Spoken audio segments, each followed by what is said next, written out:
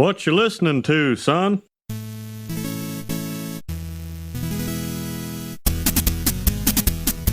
Howdy, y'all, and welcome to TalKing of the Hill, where God has a plan for us, and it involves puppets. I'm your host, Selfish Bull All-Star Bob Mackey, and this is the Talking Simpsons Network's chronological exploration of King of the Hill, who is here with me today. Hey, it's Henry Gilbert, and I've come down with a case of the why me's. And today's episode is Meet the Manger Babies. You're a good man. Man? Today's episode aired on January 11th, 1998, and as always, Henry will tell us what happened on this mythical day in real-world history. This is Hank Hill with the news. Bobby, Half-Baked is released in theaters, Marvel vs. Capcom 1 is released in arcades, and since this is such a football episode, in the AFC Championship playoff games, the Denver Broncos win, and they will go on to Super Bowl 32 in 2 weeks and win that as well. I have that in my notes because I was wondering how close this was to Super Bowl Sunday. Of course, it did not air then, Yes, right? Yeah, it did. No. And I think Fox had the Super Bowl at this point in time, right? I think so. The next year in '99 would be when they debut Family Guy and not Futurama. Right. So I think unless it was traded around years, I think they had it this year as well. Yeah. And would you believe that I've never seen Half-Baked? Oh, seriously? Yes. Never, man. Yes. You I was used to not be into a real ganja man. Yeah, I was not into drug culture ever, but I didn't really understand it when I was 16. I did not have none of my friends were smoking weed. I didn't actually encounter anyone in my life that smoked weed until my mid to late 20s. I actually didn't either until my, let's say 19 or 20. I didn't smoke a doobie until, actually it was a bong that I got high off of, but. That's a bad first time to smoke anything out of a bong. I know. I was like, no, light it for me. Oh, I spilled this is what you did. It took like 2 tries. So embarrassing. But that's why I was like, can you just give me a thing I eat? But nobody I knew could cook their own edibles back then. They didn't know. But now yeah. we have stores. But I saw Half-Baked because I was properly advertised to on Comedy Central about the film. I don't think I knew Dave Chappelle that well as a comedian even then. Like it was, I think his first big special was like the year after that, like Killing Them Softly. But I think I probably saw it for Jim Brewer because I was like, yeah, good old Jim Brewer. Boy. Yeah, the Goat Boy. Finally, he's got his own show. So unlike most people who watched Half-Baked, I actually saw it in the theaters. It was for many people a DVD thing, but I saw it in a very empty theater in Florida with my mom. With your mom? With my mom. Well, because I wasn't old enough to go alone. See. Like, so she took me and my brother. There's definitely filthy jokes in there. A lot about prison rape in that movie. And Bob Saget being dirty for the first time that anyone could remember. Yeah. Yeah. And also, finally, Willie Nelson could be open about his weed smoking at last. Yeah. And music by Alf Clausen. One of the few non-Simpsons things he did during The Simpsons. That's cool. I always forget that bit. It was like this, and he did the music for the Bette Midler sitcom that went nowhere. That's basically it. That Half-Baked, look, it's fine. It's a good movie. I also just think of Half-Baked because when I saw Mitch Hedberg open for Harlan Williams. Oh, right.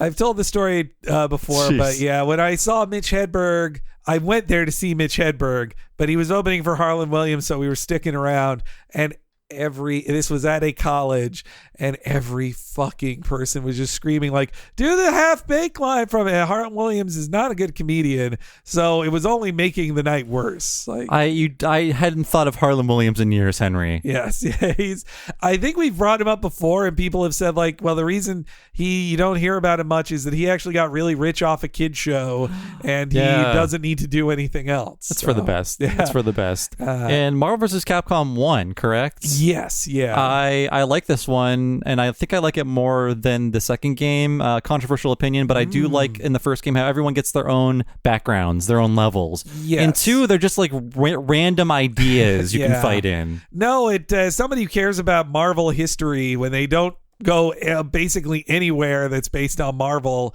Instead, it's like, well, that's just a circus. Like, oh, a circus. But gameplay wise, the speed of Marvel's Capcom 2, I played it way more than one as a kid. For this one, for me, it was growing up with the NES. I was like, oh, Mega Man's in a fighting game? That's really cool. Mega Man can fight Wolverine? Neat. Yeah. Oh, man. And all the picture of just the pixelated, it was like the last time Capcom did truly great pixel art for something. I guess really Street Fighter 3 maybe is the final Darkstalkers, but the MVC games were basically the end of it. And yeah, that when we're talking about this, I'm hearing "Want to take for a ride" in my head, which is the next game, not the first game. Thankfully. And yes, this episode, shockingly, this is the last episode of this run of Talking to the Hill. But guess what, buddy? It's the first week of June. We got your money. Yeah. You got owned.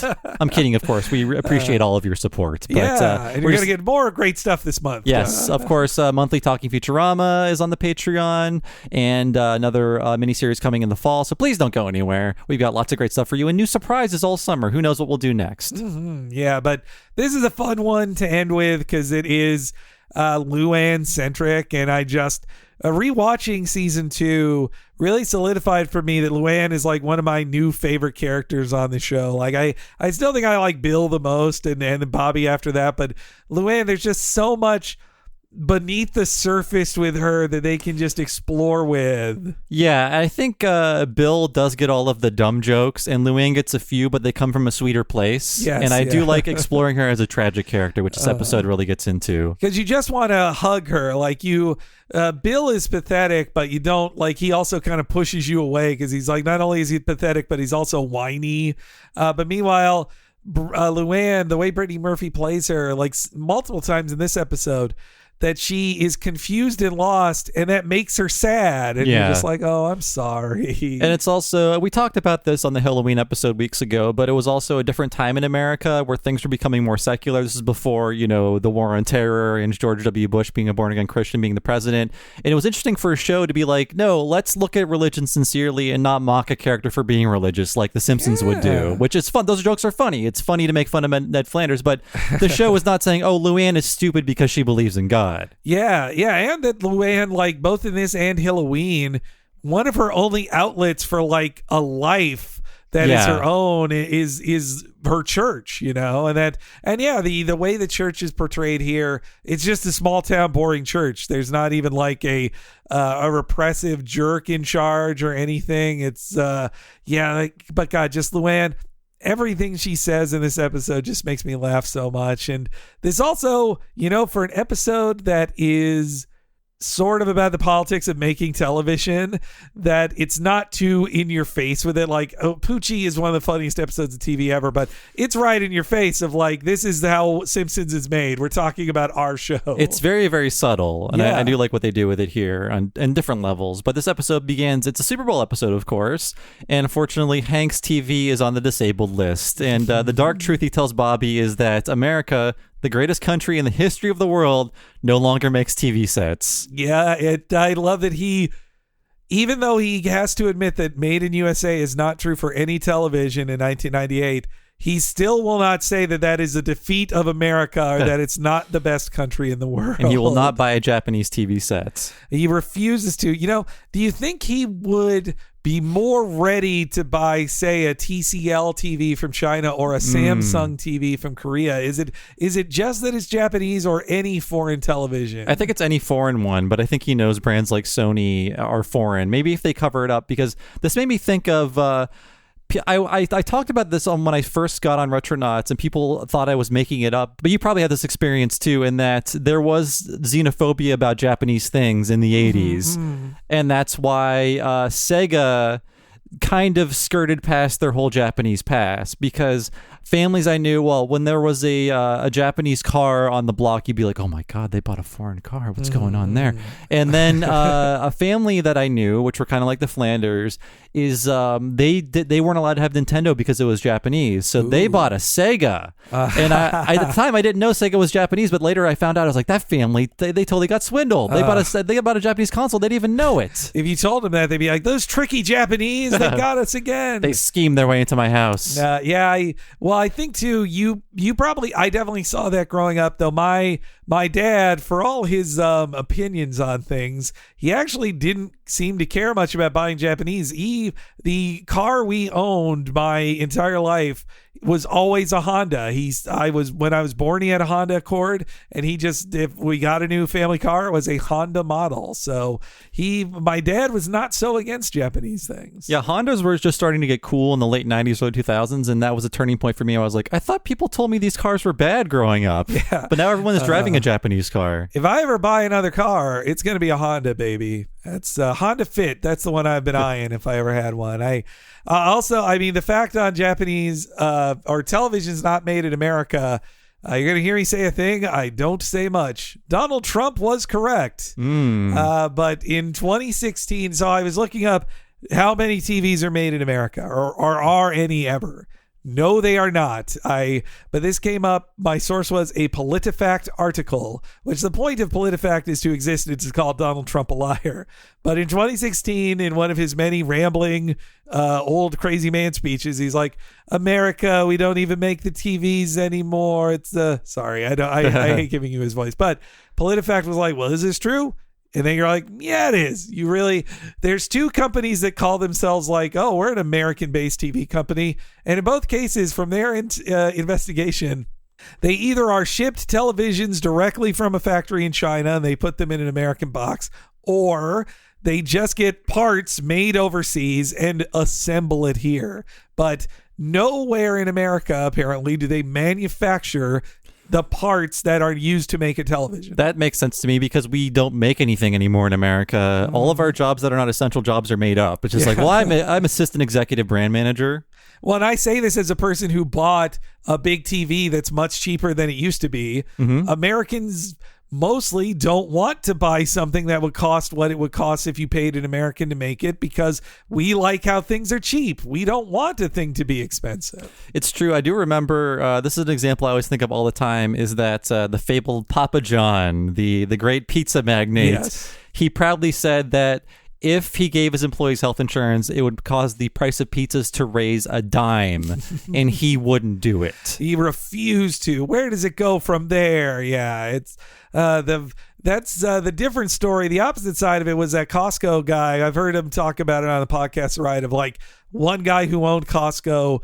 He was told by other people, like, we can't keep selling the hot dogs or pizza this cheap, and he's like, it is key to Costco that we have this cheap thing. If you find a way to make it work for $1.50 hot dog, it gets them in the door. Got me in the door. Yeah, got me in the door. I do love Hank's just utter disgust for Bobby when Bobby says, "Can't we just buy a Japanese one?" He goes, "Bobby, go to your room." And not even Hank is so dogmatic about it. He won't even buy a foreign made part that would go inside his TV because he knows foreign made like that.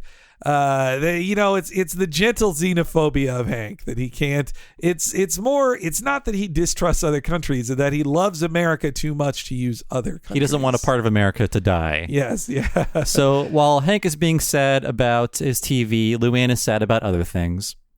Hello, Buckley. What? Of course not. We could go to the outlet stores next week. It's not like they're having a sale or anything. They have everyday low prices. Why are people so mean, Aunt Peggy? It's been 2,000 years since Jesus was born, but we're still acting like cavemen. Oh, honey. Peggy, we're going shopping for the Super Bowl party, not your feminine items. Diet soda? Hank, we have got a situation here. Luann has come down with a bad case of the why me's. Come on, just do something to cheer her up, please.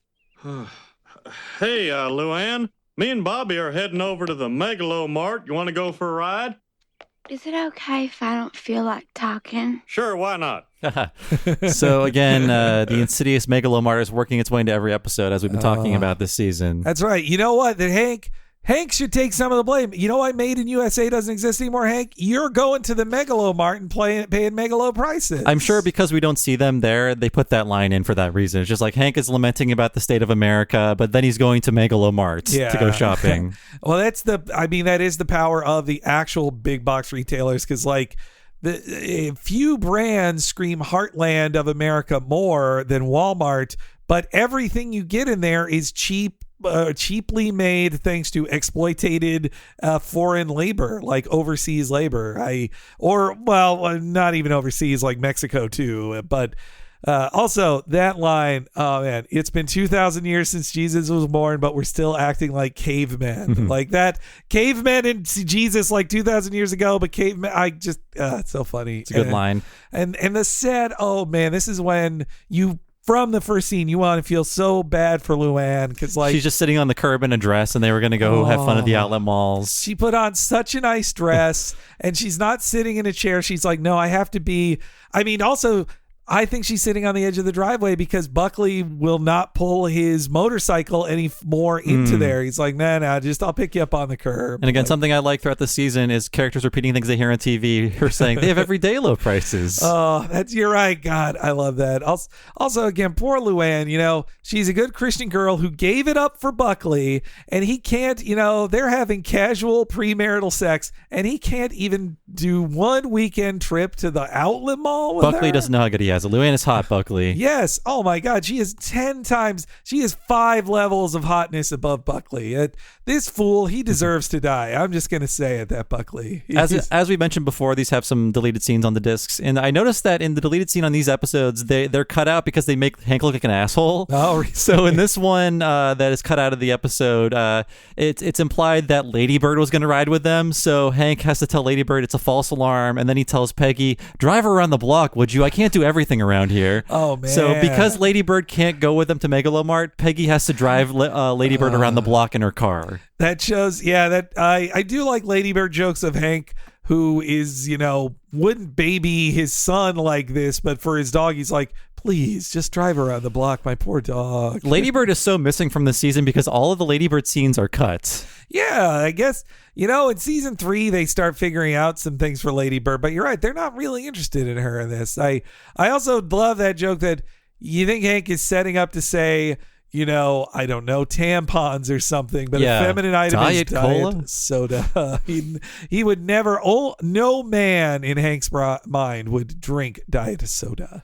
So they're in Hank's truck on the way to Megalomart, and Luann is lamenting about the state of the world, and clearly she's been reading Weekly World News because she's saying, look what's happening. Aliens are getting autopsies and devil babies are being born every day. That's so good. I also love how much she looks up to Hank. Like, it's an early coding of, I think the point they're making with her in this episode, like in so many others, Luann had no good father figure growing up.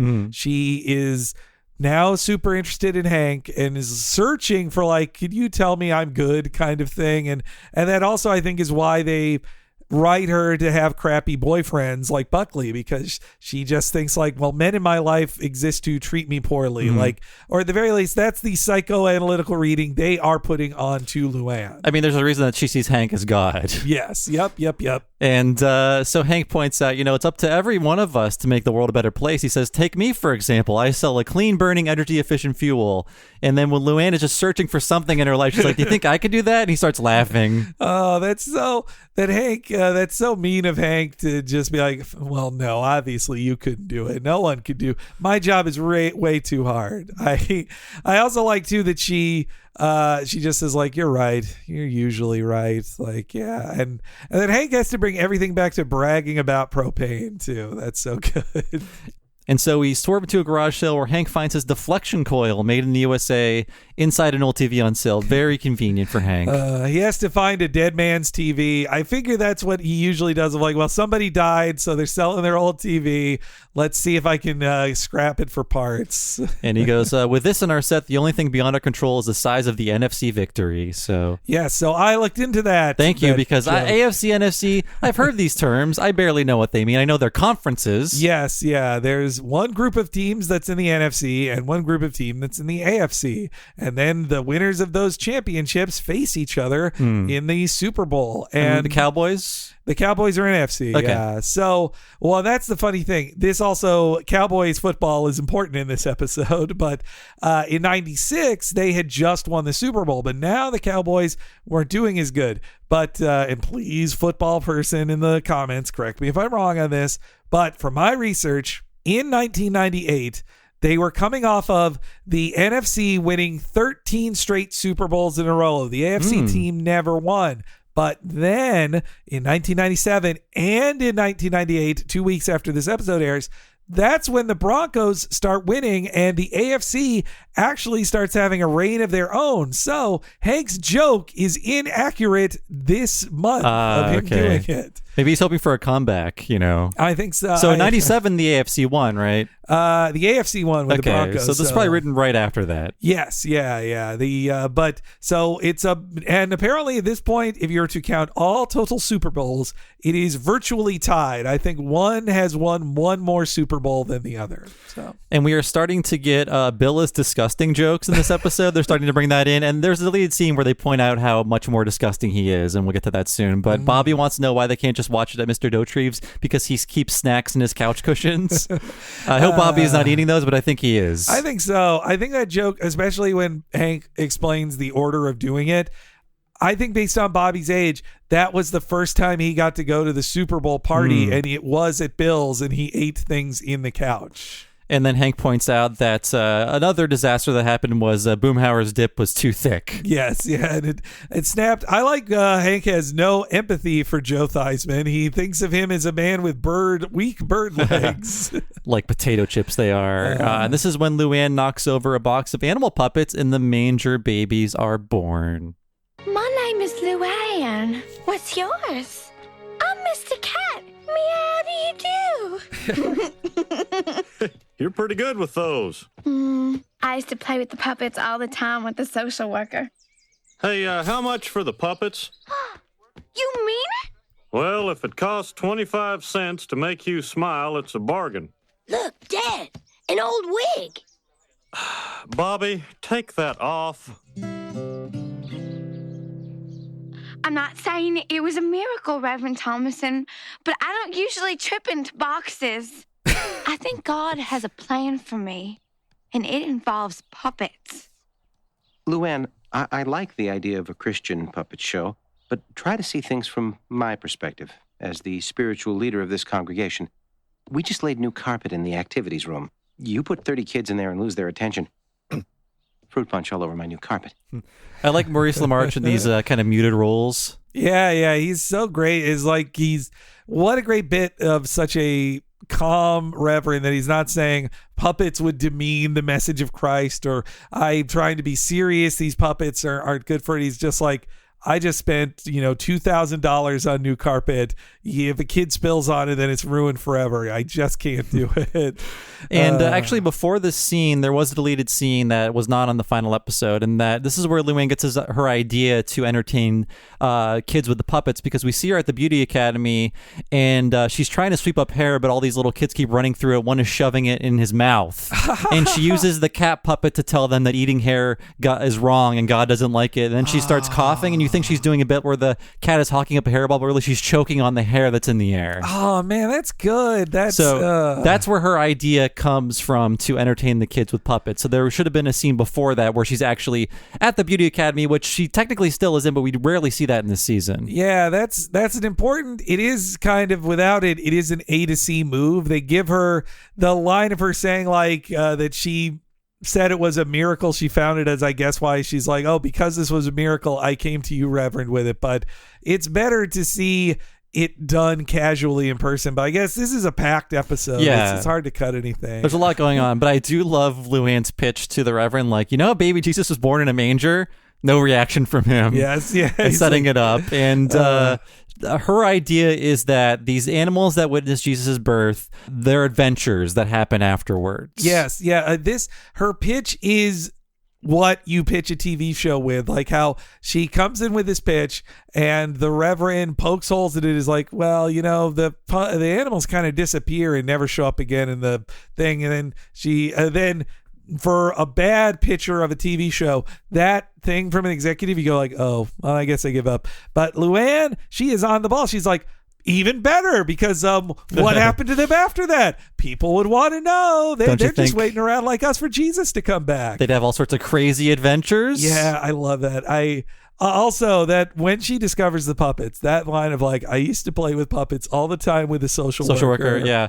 Oh, a lot of therapy, a lot of like past experiences are coming out with these puppets, especially Joe Sixpack, because there was a history of drinking in her family for sure. Yeah. No, what's also cute about it is that Luann doesn't realize how all of her inner demons are coming out through these. Her personal feelings are coming out through the pet, Manger baby. And there's a deleted scene in this, or deleted tag on this, where maybe it's like a bit too on the nose, where Luann straight out says, like, these puppets are my chance to do good in the world. So reflecting what Hank said about what she should be doing, or she should be trying to do. That's a good line too. I kind of wish they kept that.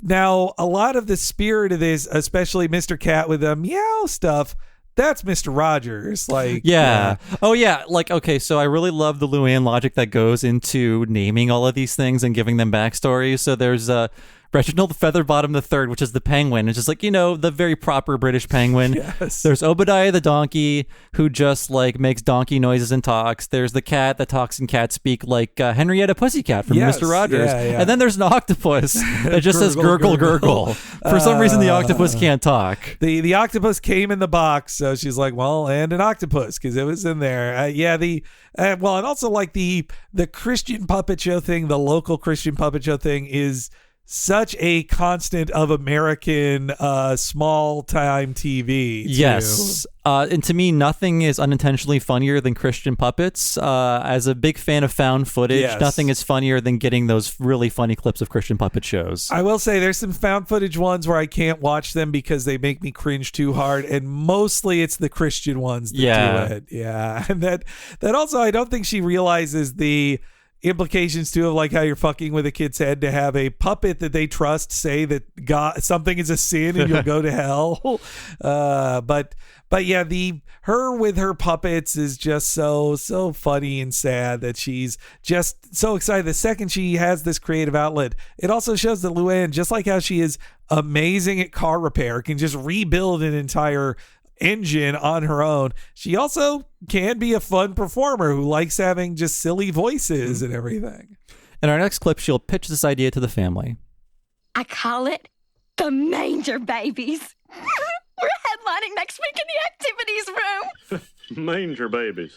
How do you like that? This is going to be a great show, Luann. I know, but now I've got so much work to do. I have to write a script, build a puppet theater, learn to talk without moving my lips. If you want, you can make a theater out of that old refrigerator box in the garage. I keep it pretty clean. Oh, Uncle Hank, thank you.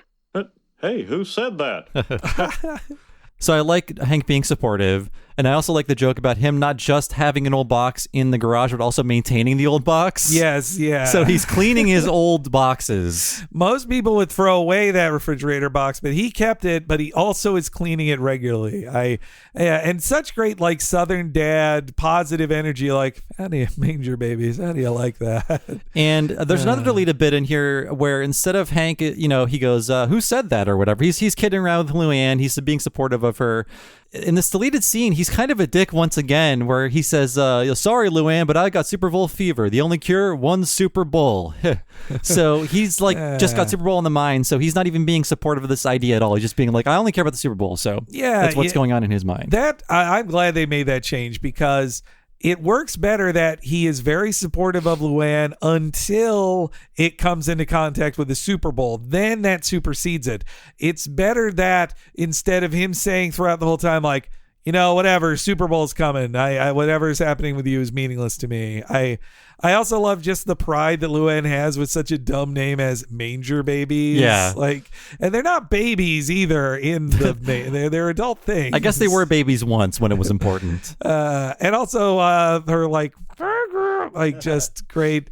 Again, the late Brittany Murphy, doing silly voices in her Luann voice is so good. And she clearly doesn't care about not moving her mouth when she's on stage anymore. Oh, I mean, I could deconstruct the whole thing, but the way her performance is such a great joke about performance, because the point of doing puppet shows is to hide the artifice of it. And she stands up. They make the puppet box for her to be able to go below it and be invisible and just have her hands up. You know what? I never thought about that, because I've just seen this so many times. I take it for granted that, oh yeah, on Manger Babies, Luann is just with them. Yes. But instead, yeah, she has a puppet theater, and then at the end of the first act, she sinks down into it when she doesn't know what to do. Yeah, and she even takes off the puppet and puts it on in front of the audience. Like she has none of the knowledge of, what professional puppeteers do, but that's part of the fun of her, that there's an innocence to that. In the next scene, she's building the puppet theater, and this is the scene that is ripped from Mike Judge's Life, The Origin of Mr. Anderson and Hank Hill, where it's her wanting to do something and doing an okay job at it, but then deferring to these middle-aged men for help, and they just immediately rush at the problem and take over completely. Yeah, I love the bit of all of them just like itching there, like going like, when is she going to ask for help so we can just build the whole thing? Because they respect someone else building stuff, so they wouldn't take it away from them. But if you ask for help, they will then take over. Like that, they're just such handymen. I also, what else I was thinking of with her and her puppeteering was our friend Paparina on his Knickknacks videos for Sherry Lewis, when he covered the career of Sherry Lewis. I was like, oh yeah, this is, a beautiful woman with her puppets. And especially, I mean, Obadiah is not too far away from the horse character. Charlie Horse.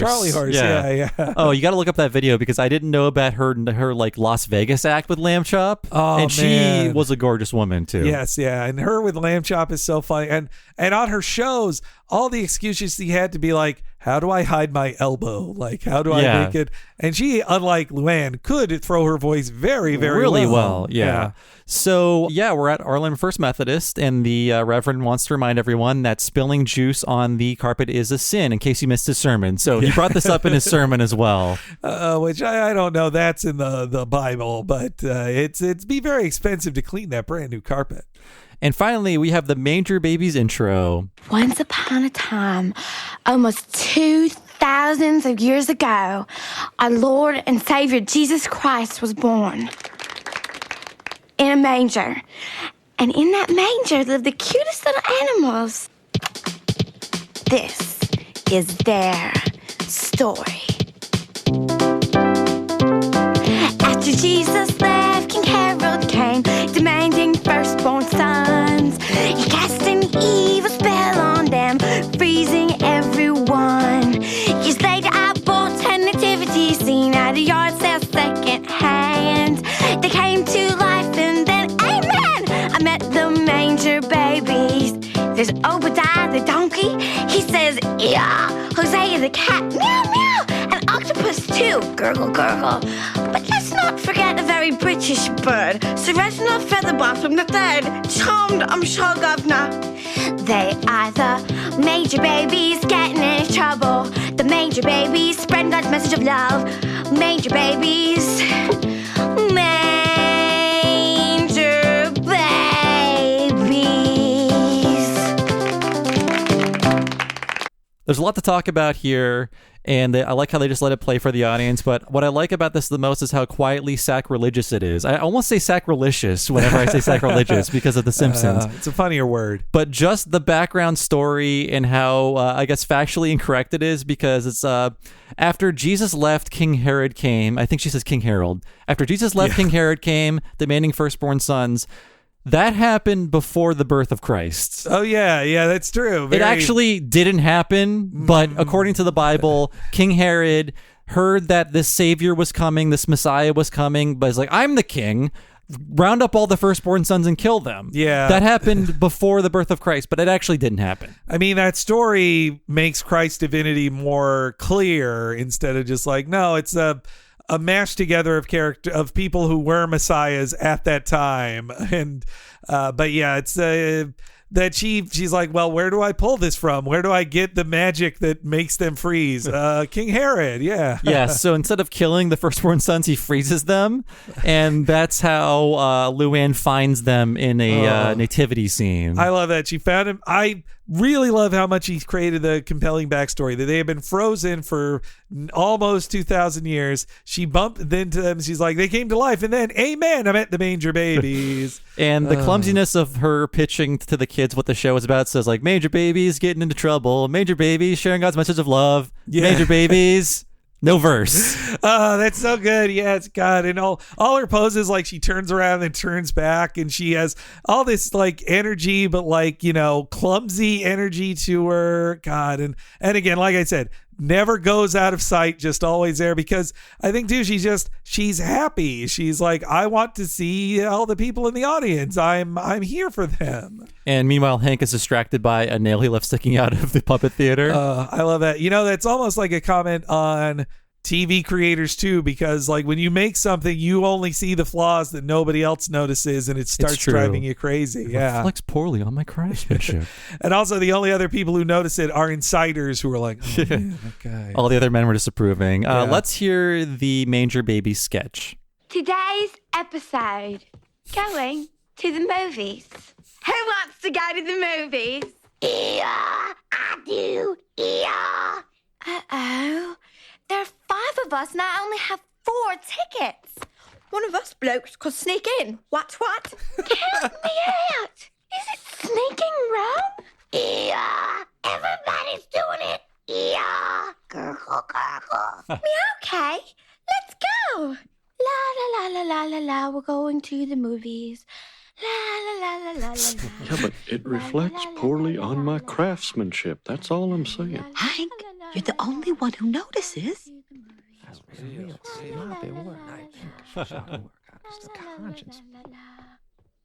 Here you go. 4 tickets. But there are 5 of you.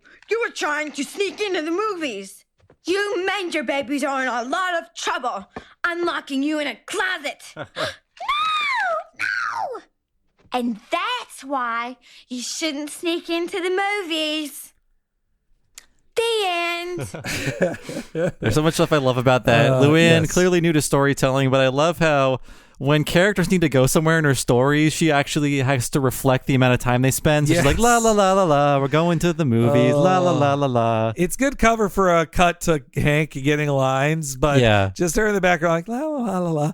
To think that these kids who have terrible attention spans, they're watching her with puppets go like, la, la, la, la, la, la, for like 20 seconds. And how again, I love how low the stakes are for all of this, but the Manger Baby's great scam is to get one person into the movies for free. Yes, and then to be like, 5 people for the movies. Wait, there are only 4 tickets here. So their scam is awful and stupid and not thought through at all. A terrible writing on Luann's part. And that, just ends with them locked in a closet and she's getting notes live. I also have to think. Yeah, me too. Luann was locked in a closet for punishment more than once in her childhood, and that's why such a specific punishment is done to the Manger babies, which that is an extra dark layer on top of that she's like, oh, the Manger babies, well, what's the worst punishment that could happen? Well, a thing that happened to me when I was like 8 by an abusive parent. I just like the idea of a movie theater manager locking you in the closet. Yes, as a punishment.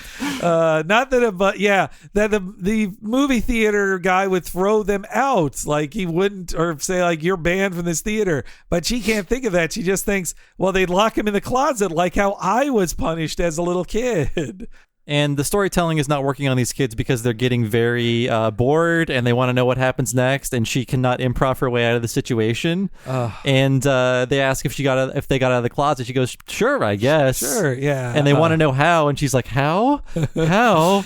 And she starts crying. And the act break is her like just sunk down in the puppet booth crying. And meanwhile, Hank has moved his way up to the front row to get rid of that nail or do something with it. But try to push the nail in with his shoe. Like that's his plan. plan. The sight of him in the front row with all the kids is very funny. Yeah, I love that. I love this giant man like sitting in front of all these children, and also the cut to the Reverend seeing the kids like getting bored, and the one little fat kid he's been staring at the entire time with his cup of juice. He's like, oh, that's good. Just give them the juice before the show, right? Yeah, you know what? Honestly, it's his fault for letting juice be served. Like, you're in charge here, Reverend. Don't serve juice. There is an alternate scene in here, again, that makes Hank look like a dickhead in that so Hank moves to the front row to presumably take care of the nail. In the deleted scene, he kicks the nail in, and in doing that, he startles Luann and she loses her train of improv thought. Man. So in a way, Hank causes this to happen. Oh, boy, these are good edits. Yeah. Hank should I much prefer in this episode that Hank, they've done 2 episodes already in the show of like Hank doesn't want Luann around and he's mean to her. They're finally past that. It's like they reconnected twice now. Yeah. One in a twister, one when he made her move out. This time, just let him be nice to her, you know? It's good that they take out these scenes of him being worse because it makes him a much better character, even if he is a dick later, you know? Yeah. And also very inventive act break that it makes it seem like it all happened in real time and she like started crying and now it's just been like murmuring in her box, audibly brainstorming what the next scene could be. And we come back from the break and Luann is still trying to figure out how they got out of the closet. And meanwhile, Hank is trying to tell her, Jimmy the lock open with a coat hanger. Yes. And she doesn't understand. And meanwhile, Hank decides to come to the rescue and save her story. I'll save you, Manger babies. You will? Yes, because I'm the assistant manager of this movie theater. I sell popcorn and popcorn accessories, and you are fired. We're free! We're free! Thank you, assistant manager. Meow, can we ever repay you? By never forgetting this lesson, sneaking into the movies is wrong. As wrong as spilling juice on a new carpet. Bravo! Bravo! You know, Luann really shouldn't waste this kind of talent on church. If you want, I could show her tape to my boss at Channel 84. He's always looking for quality children's programming and home videos of things blowing up. Well, Luann really could use a boost right now. But I could not take advantage of our friendship like that, no. Oh, Peggy, honey, this is show business. That's what friends do. Yeah, I really like that they cut out the nail scene because it makes it seem as if in this final cut, Hank is doing this because he doesn't want Luann to screw up. Yeah. Not that because he caused the screw up to happen. Yeah, it's not that he feels guilty. It's just he feels bad for her that she's looking so embarrassed and in front of all these people, and it's being filmed by Peggy. It almost seems too creative for Hank to like improv a character, but that he makes it basically himself, but with popcorn. He has no imagination. He's just like, I guess I could be another assistant manager. And you know what? He should fire that guy for locking children in a closet. That's above and beyond. There is a deleted scene in which Luann is trying to make the scene go on longer, where after he fires the clerk, he says, Luann goes, "What about my wife and 7 kids?" And he goes, "Luann, like, we're clearly done with this." Oh, that's great. Like Luann's trying to play. That's funny. I also love Nancy just saying like she really shouldn't waste that kind of talent on church. That's such a great line. And yeah, this is more about show business, that it is who you know and cronyism. I mean, Greg Daniels, I think he's a great writer, but how'd he get his first job in SNL? Well, he was a Harvard guy, and Harvard guys worked at SNL. All the Harvard connections. But he's probably Greg Daniels might be the best writer of that Harvard crop, I think. Like based just on pure writing and ability. Yeah. Based on what he's made since then, yes, for sure. At the very least, the most productive. I mean, you'd say his old co-writer Conan was pretty high up there too, but Conan didn't become. I guess he writes even when he's hosting the show. He's like, yeah, I'm making something up, and that's him being creative. But Daniel's like more productive than Gene, Reese, Jeff Martin, all those guys. It makes me think, I don't know if I mentioned this before on the show, but if there will ever be an Office reboot, because Steve Carell, I love him. I don't think he's a movie star, and especially after Welcome to Marwen, let's rope it in, pal. Come back. Be Michael Scott. And that whatever that dumb politics movie was that Jon Stewart wrote and directed. Oh, like Irresistible or Irredeemable or no, whatever? It's Irresistible. Yeah, it really was that bad? Okay. Well, I know because hearing people talk about it, they're like, well, and of course the end theme song is simply irresistible, man. And then the irresistible disappear in the title and it says resist. Get it, Bob? I don't like that. You get it? Oh, that makes me want. I want to not vote now. Yeah, just throw away all political content from political comedy content from 2016 to 2020. Just be It's like, for we're the done best. with it. You know, an office gym. It's really cute that you think you're Paul Ryan and you like the CIA, but just be the smug guy looking at the camera like, derp. You know, I guess the question is if there's going to be an Office remake or not. Is if Office Jim gets cast, and I don't want to call him by his real name. If Office Jim gets cast as Reed Richards or another Marvel character, then he's locked down in Marvel Town for a decade, so he couldn't do an Office reboot. But, you know, the Office ends with such a good ending. They basically had two finales to that show, the Michael Scott finale and then the real last episode. I think they should debase themselves for our amusement. I mean, some already are. They already are doing a podcast as debasing as it can get. Who could do that with their lives? Disgusting. So we're back at the Hill House, and Hank tells Bobby it's safe to plug the TV back in, and Bobby never unplugged it. So, you know, dealing with those tube TVs, you can kill yourself just by touching the wrong thing. They carry so much electricity in them. Ah, man, I love that Bobby realizes he almost killed his father accidentally. He's like, okay. He just has to mime. The little bit he mimes plugging it back in, the little motion to it is great. That, you know, the only big note I'd give on this episode is that Luann getting involved in show business in some way is in no way appealing to Bobby. He doesn't care one way or the other, which that's true, not the Bobby I know. I guess Bobby is really sidelined in this episode. Yeah. I mean, he's a little fat boy who plays his Game Boy. Like his main plot point is either talking about snacks or the Game Boy. That's one of two things. He hasn't been fully figured out yet. Sometimes he is like the class clown. Sometimes he's just a lazy boy who wants to play Game Boy. Yeah.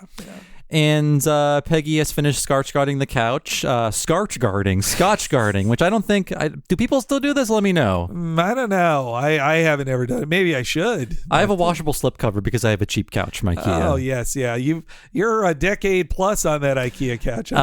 It's on its last legs, and I pray that I can move before it kills me. You're only still on it because you don't want to buy a new couch before you eventually move. And I don't want to pay people to take it out of my apartment. I can't do it myself. But so Peggy has finished cleaning the couch and tells Hank it'd be a lot easier if he just would tell Bill to not wipe his hands on the couch.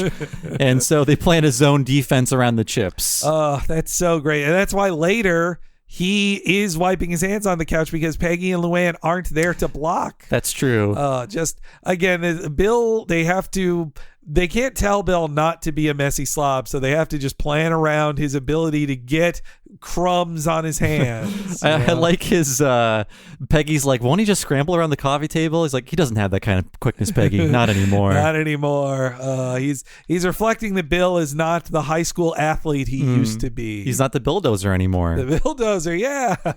So there's another deleted scene in which it makes Hank look like an asshole again. So they're cutting out all the scenes where Hank is a jerk. So when Peggy tells Hank, why don't you tell Bill to not wipe his hands on the couch? Instead of saying, let's plan our defense, he says, why don't I ask him to wipe his feet before coming in? Why don't I ask him to shower and brush his teeth? Why don't I just ask Dale to not smoke in our bedroom? And then he apologizes to Peggy. He's like, I'm under a lot of pressure. I'm sorry for yelling at you. That is a real snap at her. I wouldn't have liked that because him being that mean to her, but the details are that like Bill is filthy and gross all the time. Like he stinks awful. They're not, this early in the series, they're not ready to make Bill this disgusting. In a few years, he will be. And that Dale not only smokes in the house, but that he goes into their bedroom, which when you're a guest at someone's house, unless the only times I've ever gone through someone's bedroom when I'm a guest in their house is they're like, oh, the other bathroom's not free. I guess just go through the bedroom and use that bathroom. Otherwise, you're not supposed to go in someone's bedroom when you're a guest. I think it's implied that Hank asks Dale to go outside. Instead of going outside, he just goes in another room and smokes cigarettes. Totally. Yeah. God, he thinks like, oh, I'm getting away with it. Yeah. Luann comes out and asks Peggy to move her car out of the garage because it's practice time for her puppet show. and Luann tells Hank that she wrote a role for him, and it's God. Yeah, who she describes as the greatest hero of them all, which is not like God. God controls everything. He's not the hero. It's funny to say that about God, not Jesus, but God. Yeah. And one thing I didn't mention earlier is during the first sketch is that it's also like a joke about bad writing in that Hank is the Deus Ex Machina character. And it's perfect for him to play God because he just shows up and solves the problem with no setup at all. Oh my God. That is why it's so perfectly about bad writing. It's because he is the God character and that he just comes out of nowhere to solve the problem at the end. Oh, Bob, thank you. Aren't I so smart? Oh, man, that is such a great... That instead of having a person give her the note that in the original, in the first thing she did, Hank showing up to solve all their problems was, stylistically the Deus Ex Machina. But then Luann, her lesson was, I should have just made that literally God who literally solves everything. She must be thinking, storytelling is easy. Just have God show up and fix the problem. And that's what her Manger Babies, episodic structure will be. Like they'll get into a problem, then God will show up and fix it. Oh, that's so good, man. This is such a smart parody of storytelling stuff. I love that so much. Like it's not all in your face. That sounds like a snide comedy writer saying my job's actually really hard, And it's also, again, quietly sacrilegious because Hank is literally playing God and dressing up as God. I love that both Hank and Peggy seemingly are offended at these ideas, and then they're like, no, that's great. Like how when Bobby compares himself to Jesus, Peggy is only mad. She's like, don't assume that. Let Luann cast you as Jesus if she does. Let's hear Hank playing God. God? Sure. You were great as the hero of my last show, so I figured, why not have you play the greatest hero of them all? Tell you what, Luann, just as soon as I finish turning beer into water, I'll meet you in the garage. Great. She made me God. Hey, if you're God, I guess that makes me Jesus. Bobby, honey, you really shouldn't say that. That is for Luann to decide. Let there be light. And it was good. Yeah, that's super, Uncle Hank, but can we get back to the script? We're at the part where you meet your arch enemy. Bobby's G.I. Joe? Joe Six-Pack. Now, he's a drunk driver who died in a car crash and was sent to hell. And then he borrowed Satan's pickup truck without asking and trashed it, so he got kicked out of hell. And now he roams the earth riding buses and doing evil, like he won't call you on your birthday and he throws beer bottles at your head. What? He crashed a truck? You will feel my wrath. Ha, ha, ha, ha, ha, ha, ha. That's got to be a Beavis and Butthead reference, right? Yes, yeah. The way he laughs like that, there's no other reason why they would end the scene on that laughter. Totally, that kind of laughter. Totally. And also how he says, and it was good. Like that definitely sounds like a Butthead pronouncement. A come to Butthead style. Yeah. But like you hinted at before, Joe Sixpack is her dad. Definitely, yeah. It's just where the descriptor of not calling you on your birthday and throwing beer bottles at your Those head. are the two evil things he does. Yes, yeah. And then also that Hank is most offended that he crashed a truck. Like that's so wasteful. And I love the posing on Luann with the puppets on her hand, but she's in full Hollywood producer posture of like script in like now the script says here. Like that's great. Hank is offended that he crashed the devil's pickup truck, though. Yeah. Which, like, isn't that good? Shouldn't you want to destroy the devil's pickup truck? Sounds like Joe Sixpack, the ends justify the means there, I'd say. So Hank comes out into the alley with his God beard still on, and Dale wants to know what Grandpa's throwing out, the money he poured into the Social Security system. And he explains to everybody how he's playing God, and Bill is asking God who's going to win the Super Bowl. And Dale points out it was filmed 6 months ago in the same hangar where they filmed the moon landing. And that's probably the first time I heard anything about that conspiracy theory. I think so. There's no mention of Kubrick, which was what would become that conspiracy theory. Like Stanley Kubrick filmed the moon landing, and there are references to it in The Shining. I remember in the probably right after this, like Fox did a special of was the moon landing faked, and then they disprove a bunch of the main arguments of it at the time.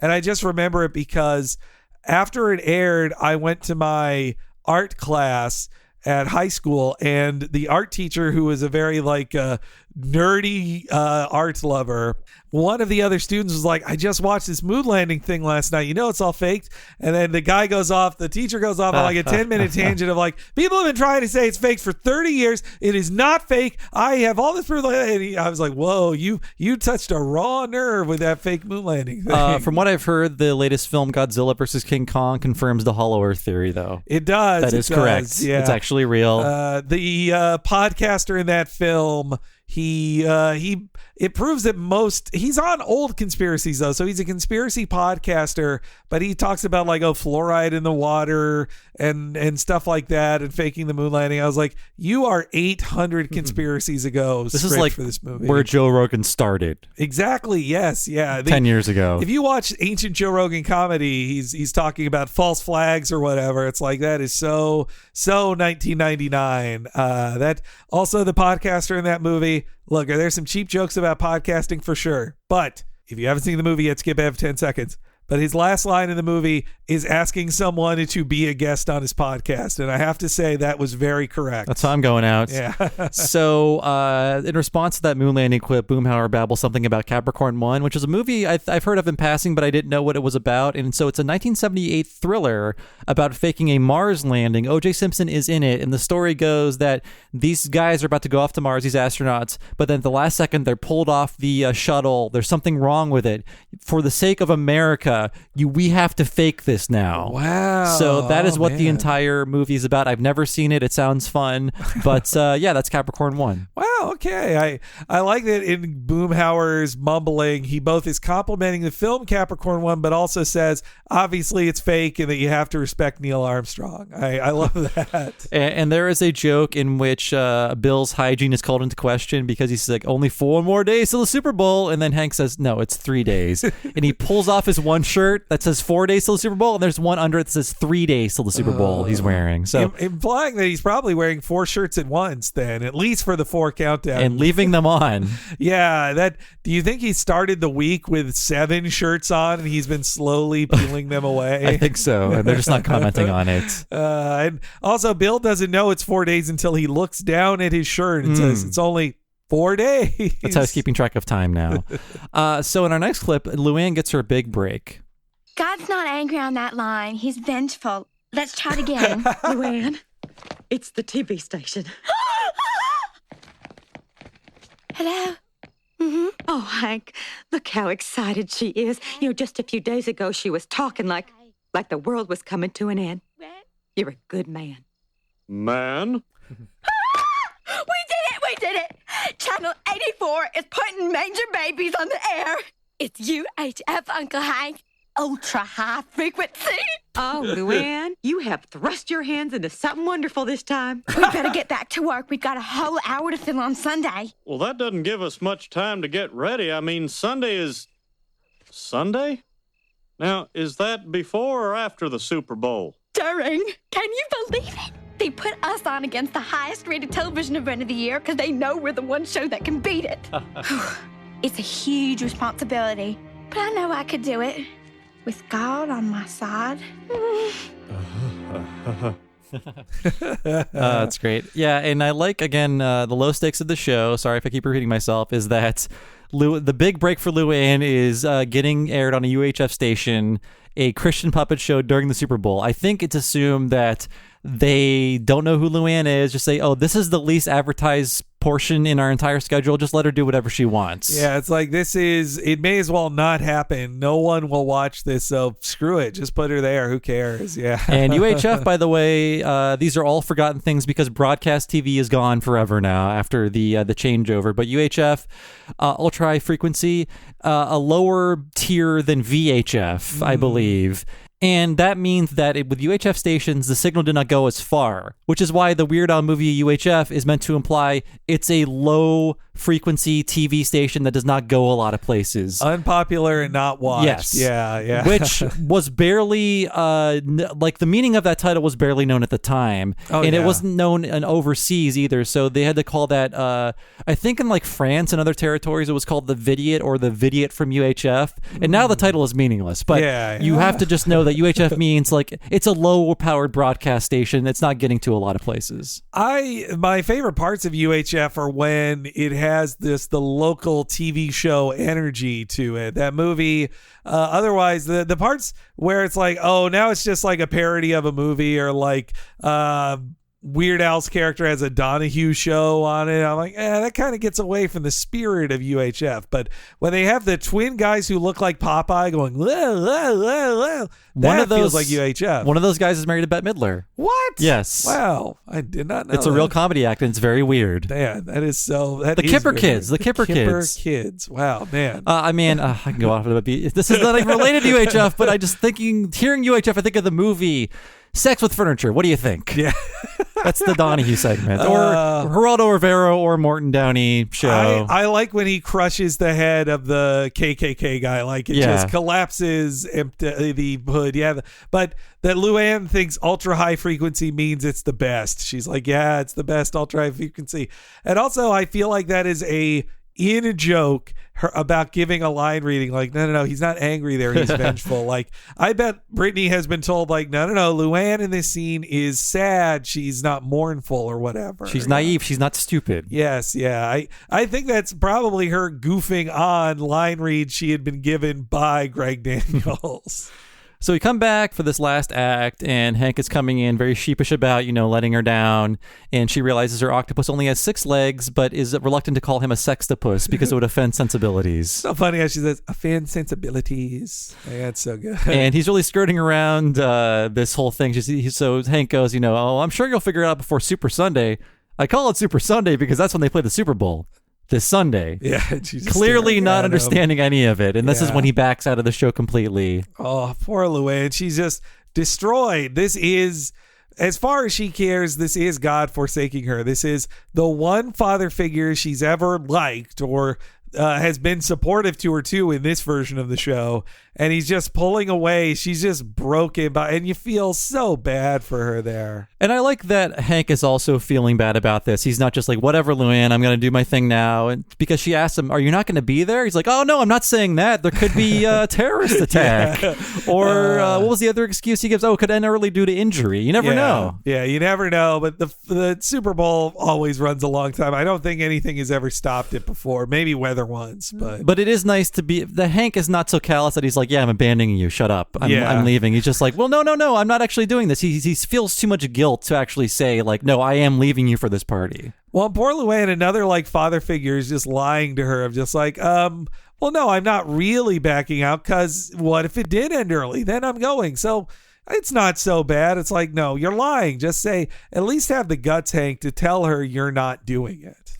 And we come back to the kitchen, and Hank is now testing out his chip snapping potential of this dip that he's making. And that's a good job. Hank is a real nerd. I buy pre-made chip dip, and I just got some. I buy chip dip like once a year, but I must recommend the hell of a good chip dip. It's great. Okay. The potato chip dip is great. That sounds good. I also like to find out Peggy bets on football. Oh, no, this is a golf tournament. I'll go more into it after this next clip. Okay. Don't you think I want to miss the Super Bowl? No, sir. I've got enough money on this game to cover the bath I took on the Dinosaur Classic. But I will sit through that puppet show because Luann asked me to. Come on. I'll be God some other time, like Easter. That's during baseball season. Who cares? Hank, Luann believes in you. How can you allow suffering in her world when you have the power to prevent it? Suffering is a part of every religion, Peggy. I mean, look at what the Jews have been through, and you never hear them complaining. So all very good jokes. Dinosaur Classic was a women's golf tournament that started in 1972, and it's now called the ANA Inspiration. And Dinosaur was an early television entertainer. I believe she was on the radio as well, and she was one of the first like professional women golfers. Yes, yeah. She the ANA. I looked that up too. It's like that is the Japanese airline. Like it's. Oh, really? Yeah. Okay.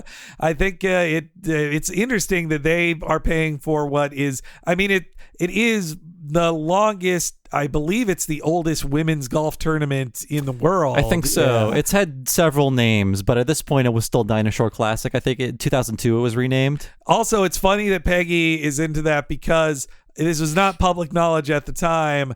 I only learned it from, knowing about gay things, but it is also a major destination for lesbian tourists. Lesbian golfers? Yes, yeah. What?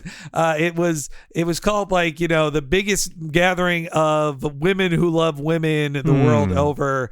There's an episode of The L Word that was just about going to Dinosaur Week. It's an entire week of things you do around the Dinosaur Classic, though, of course, not promoted by the dinosaur people because they really want to deny that some women who play sports might be gay. But yeah, I found out that it was known as one of the lesbian hotspots around the world. Okay, so, I did not know that. Dinosaur also sounds like dinosaur. That's pretty fun. Yeah, that is fun. I like that. Maybe the lesbians just like dinosaurs. They all should. So this next joke I feel like is too similar to a Simpsons joke that did it better in that they're standing for the singing of the national anthem in their living room. So it's very, very funny that they're actually standing in their living room for the national anthem. Yeah, they respect the flag that much that even while no one's watching but just their friends. And I especially think, why would Dale care about America? But he takes his hat off, I think. Yeah. They all crack their beers when it's over, but you find out they were betting on the national anthem, and it went on for 3 minutes and 40 seconds. So, in The Simpsons, it's another joke about how singers embellish the national anthem. Yeah, and then it was Boomhauer who won, too. He got the pile of money. I also love the bit that Hank doesn't not like baseball, but from a gambling or intensity of sports thing, April baseball is kind of meaningless. Really, it doesn't matter until you're August, I think, with baseball. And from what I know about baseball is that there are a lot of games. In football, there are way fewer games, and they all seem very important because you can't actually play a lot of football games because it destroys your body. Yeah, meanwhile, if you go to a baseball game, if your team loses, you don't even think they blew it for the season. You just go that was one game out of 100 or whatever. Who cares? They could still get in the World Series. The biggest danger I have going to baseball games is if I stay to the 9th inning, it usually ties, and then I'm just one more inning, and it just turns into this test.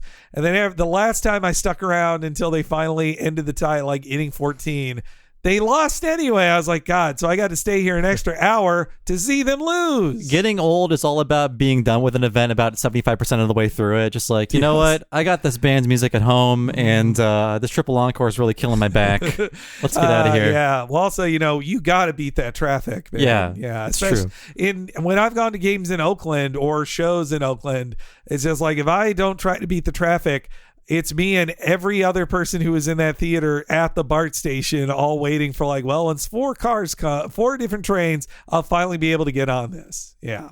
So Peggy comes out with Luann, and they're about to go to the TV station, and she's wearing her boggle jacket, which seems very hard to animate, which is why it doesn't come back that often. Oh, that's fun, though. She's it's a little cold. I'll put on my boggle jacket. And she tells Hank to enjoy the Selfish Bowl.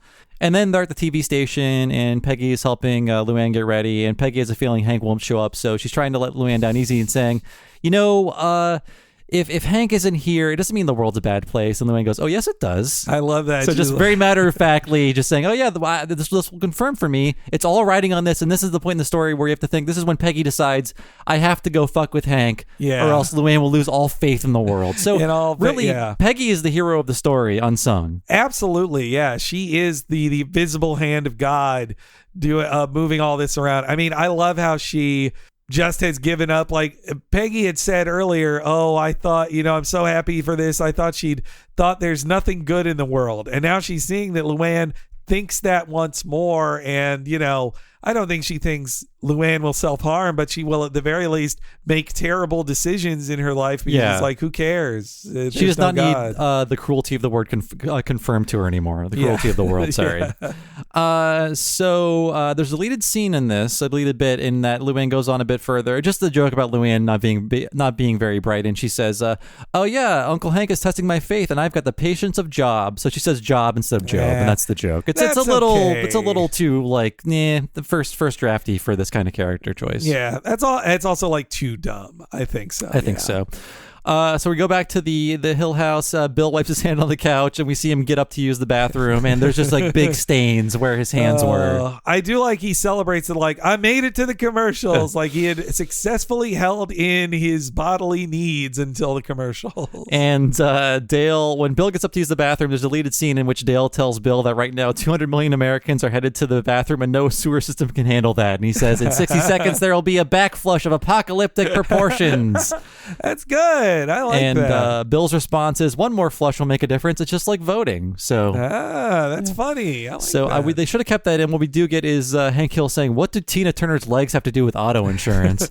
And I don't know if that was a reference to a commercial. I couldn't find it, but I do know that Tina Turner's legs were insured. It's like one of those things like, yes. her fingernails are insured by Lloyd's of London, like one of those stories you hear. That's her right. legs were insured. Okay, I do remember that story now. So that must be then just a joke of like, for the Super Bowl this year, the insurance company is advertising that with her legs. Mm-hmm. That's instead, by the 2000 or so, insurance companies just had the ads that were like completely meaningless, of just like a whale and a bird fly. This fun lizard is here to talk to you. And here's Flo, right? Oh, yes. She's here too. That's true. Yeah.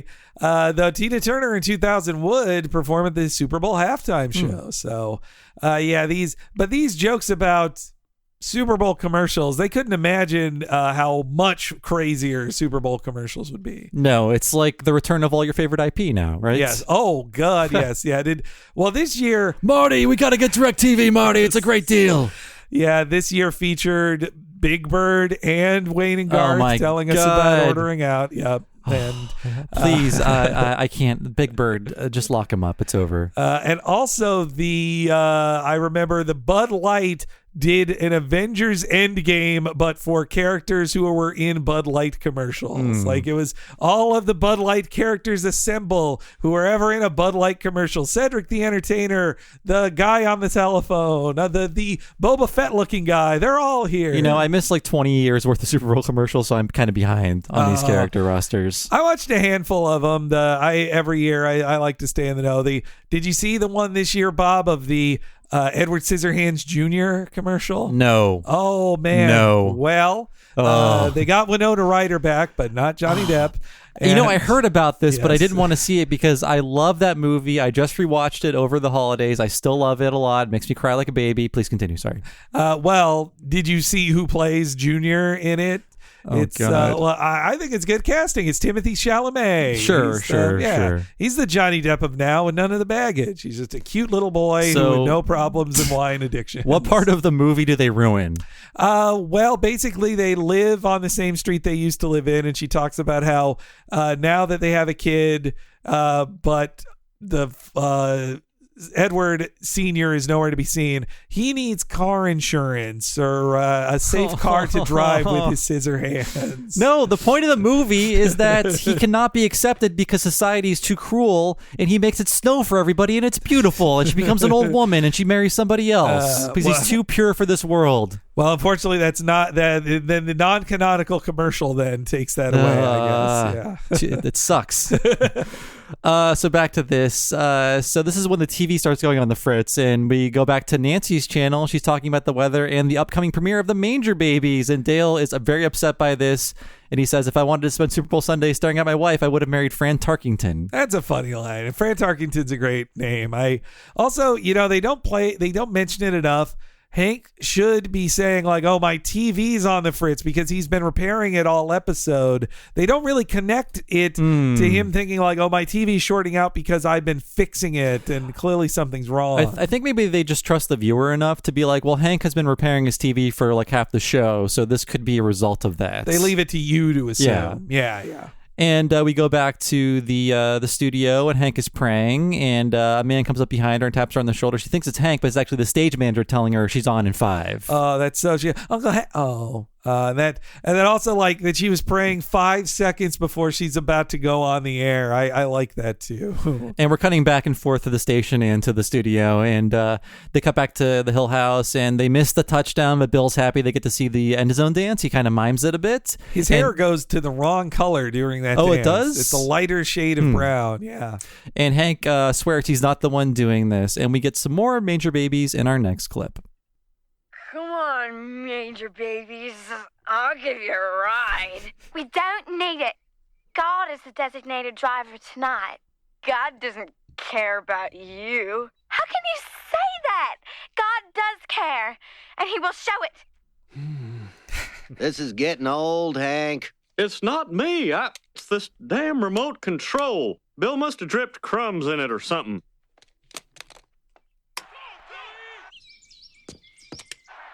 Maybe God had a flat tire or... What the hell is going on? All I know is this is the part of the movie where I start thinking, why don't they just get out of the house? Don't be an idiot, Luann. Huh? God's not coming. He's watching the Super Bowl. Now get in. Yeah, we better do what he says. Yeah. Well, he is our only ride. Luann, no! Don't get in the car! Oh, that's so... I mean, first off, I think Luann is definitely doing an impersonation of her father. Oh, for Joe's sure. lines. Yeah. Like, he doesn't care about you. Oh, and God, just the way he's like, she says, he is her only ride. Like, that's the justifications he's probably made of like, well, he is my only ride out of here about some guy she dated. And Luann is very thinly disguising God as Hank because she's not even trying. She's like, well, God isn't here because he's watching the Super Bowl. And maybe God got a flat tire on the way over here. What are the children in the... At least she's doing it in front of children, but like, what are they thinking with all this? It's funny to think of this as her doing this in front of children because at this point, the Manger babies are in the car with Joe Sixpack. She's moving it back and forth. And one of them says, I think it's the donkey. He says, if God doesn't get here soon, we're all going to die. And then Lord Featherbottom says, maybe it's best that we do die. Who wants to live in a world without God? Oh, God. And that's when she tells Joe Sixpack to point the car at the oncoming headlights. So there's going to be like a mass suicide of Manger babies in front of these children. And she's telling the kids there's no God. Yeah. So it's going to warp all of these children if Hank doesn't get there as well. That's what also is at stake here. The cuts to all the kids watching it are just like, what? Like, it's great that Joe Sixpack in her story doesn't just go to be a drunk guy who threatens your life by driving with him, but they're just now accepting, like, then just kill me. I want to die. There's like, no God. I don't want to live in this world. Let's have a violent, gory death. To hear Featherbottom, especially the characters like, live in a world without God. So in our next very long clip, the episode wraps up. Oh, my God. Yes, I have come. Oh, thank you, Uncle. Lord, we never stop believing in you. The Manger baby's faith has been rewarded. You are all saved.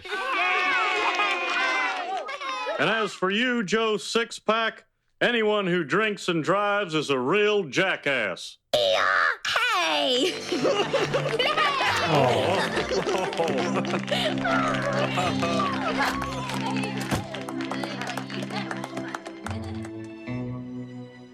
So, Hank, how does it feel doing the right thing? Pretty good, I guess. Of course, not as good as getting to watch the end of the Super Bowl.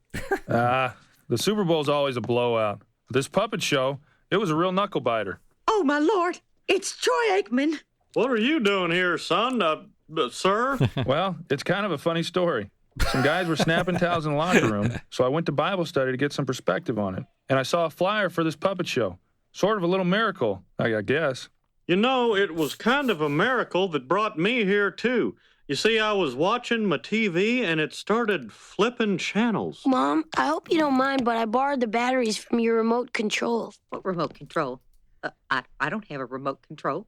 Sure you do, in your purse. The universal remote that can change the channel on any brand of television. I borrowed the batteries for my Game Boy. When?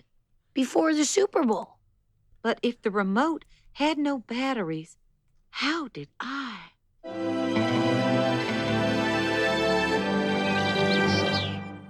Or after the Super Bowl. I don't remember.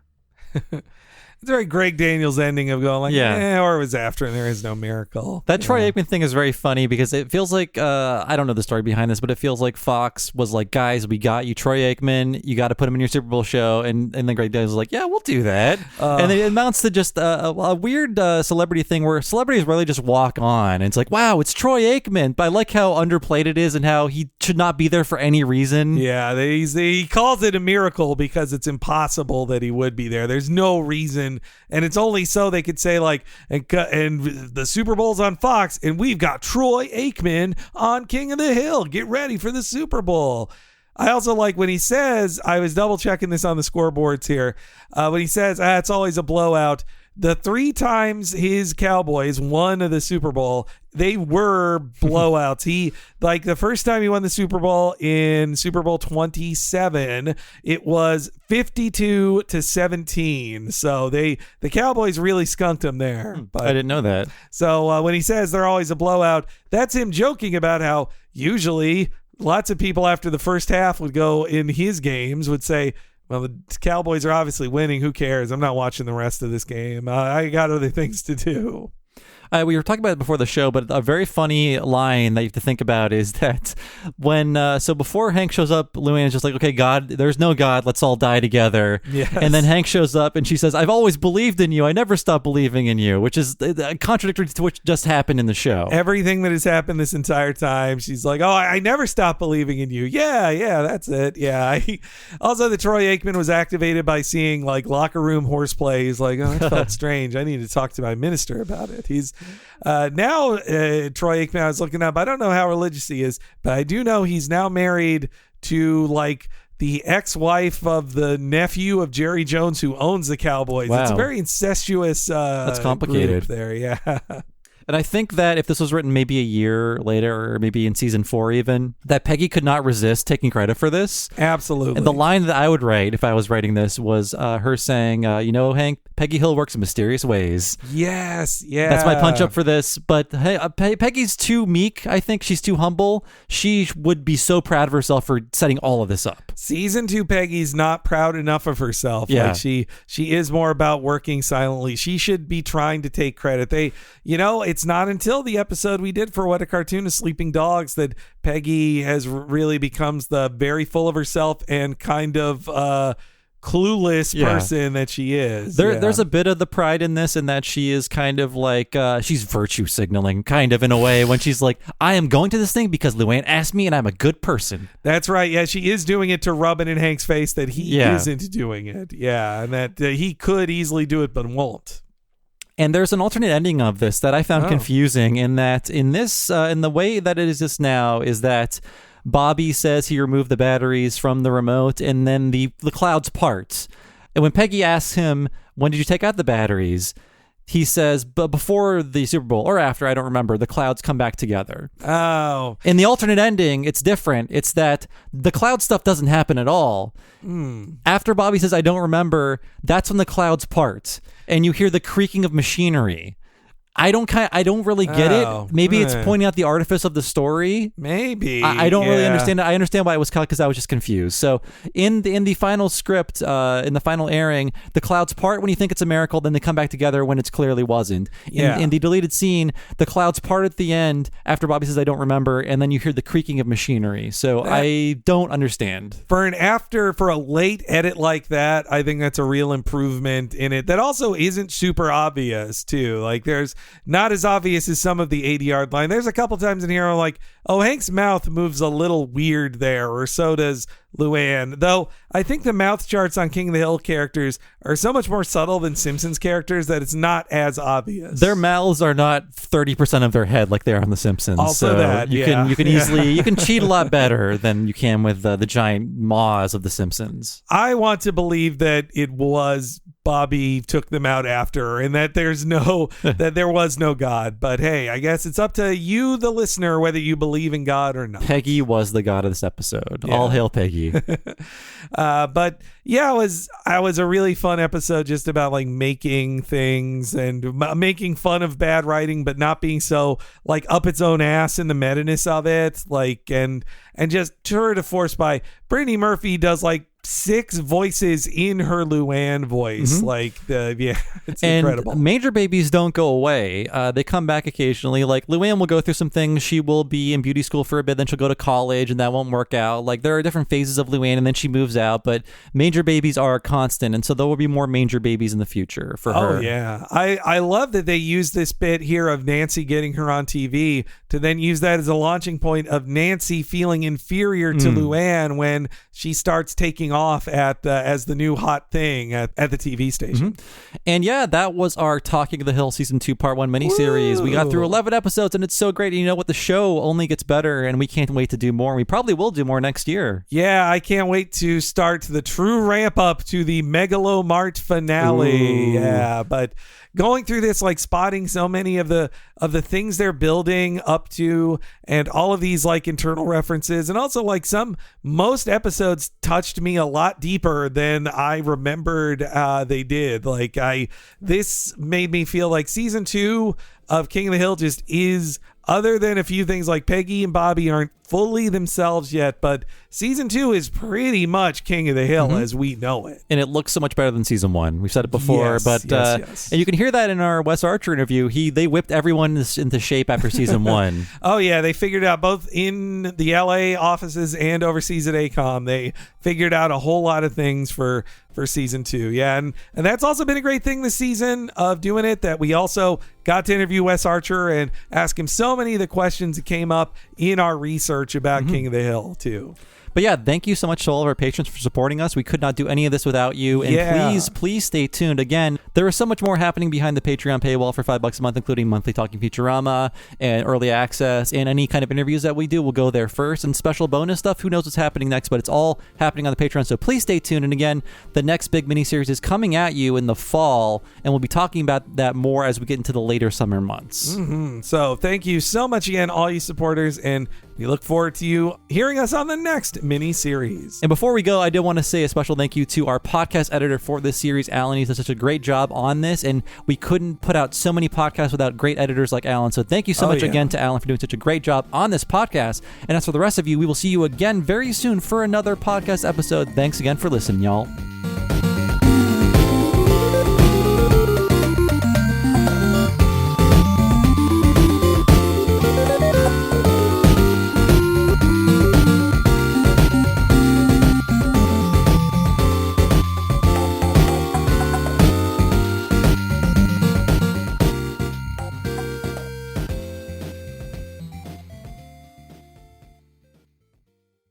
Well, maybe we ought to ask God who's going to win the Super Bowl. Going to win. The game was pre-taped 6 months ago in the same Nevada hangar where they faked the moon landing. Yeah, man, it's like that dang old Capricorn 1, man. It's a good movie, but, you know, they ain't going to fake no staying on the ground like that if they do.